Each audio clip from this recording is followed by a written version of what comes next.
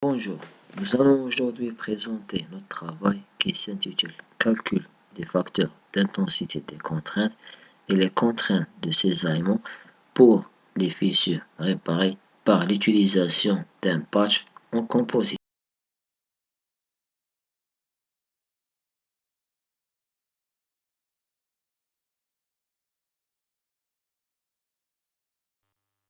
Pour les propriétés géométriques et mécaniques du modèle, nous avons considéré une plaque carrée avec les dimensionnements hauteur égale à 254 mm, largeur 254 mm et épaisseur 4,46 mm. La plaque est en aluminium de type 2024 T3.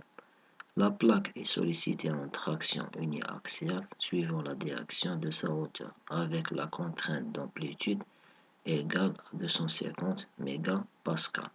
On suppose l'existence d'une fissure centrale d'une longueur égale à 2A, réparée par un patch en bord époxy d'une hauteur égale à 150 mm et une largeur de 100 mm et épaisseur égale à 2,28 mm. L'adhésif utilisé dans notre étude, c'est un adhésif époxy bicomposant. Par raison de symétrie, seulement la moitié de la structure est modélisée. Le maillage est régulier et il reste le même pour l'ensemble des calculs pour éviter l'influence du maillage sur les résultats. Pour les résultats obtenus, la figure suivante montre la variation des facteurs d'intensité de contrainte par rapport à la longueur de fissure pour les fissures réparées et non réparées. Il est démontré que la réparation par patch permet la diminution du facteur d'intensité de contrainte puisqu'il supporte les charges au fur et à mesure de la croissance de la fissure. La réduction maximale du facteur d'intensité de contrainte s'élève à 75%.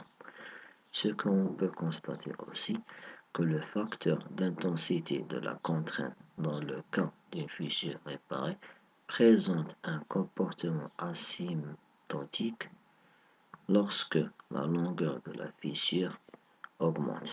À partir de ces deux figures, on peut remarquer que l'augmentation de l'épaisseur de l'adhésif entraîne l'augmentation du facteur d'intensité de contrainte en fond de la fissure.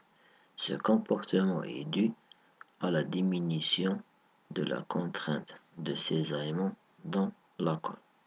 Donc, l'épaisseur de la colle est un paramètre déterminant sur le comportement du renforcement. Il doit être optimisé et il varie selon les matériaux assemblés. En général, l'épaisseur optimale est entre 0,1 et 0,2 mm. Ces deux figures présentent l'influence du module de cisaillement de l'adhésif. Le facteur d'intensité de contrainte en mode I diminue avec l'augmentation du module de cisaillement de l'adhésif. On peut dire qu'un adhésif de faible propriété mécanique assure une bonne adhésion, mais il transfère la majorité des contraintes de cisaillement de la plaque vers le patch. Contrairement dans le cas d'une colle avec des propriétés mécaniques élevées, minimise ce transfert de contraintes, mais elle n'assure pas un bon accrochage mécanique. Donc, on conclura que l'effet de la rigidité de la colle est très important.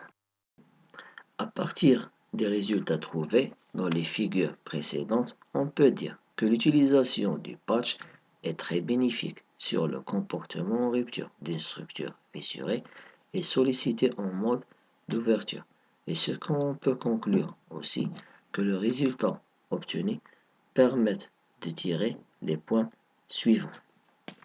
La présence de l'entaille affaiblit la structure et provoque une diminution de ses caractéristiques mécaniques qui sont résistance et ductilité.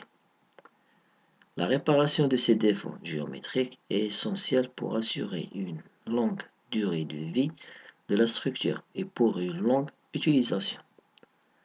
L'épaisseur de la colle est un paramètre déterminant sur le comportement du renforcement, puisque une colle épaisse engendre une bonne réparation en pointe de fissure.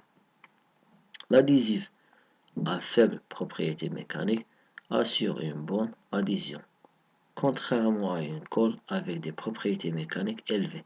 Elle n'assure pas un bon accrochage mécanique.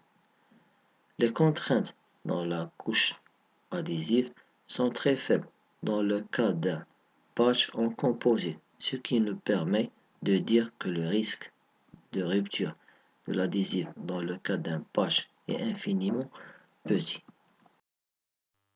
Merci pour votre attention.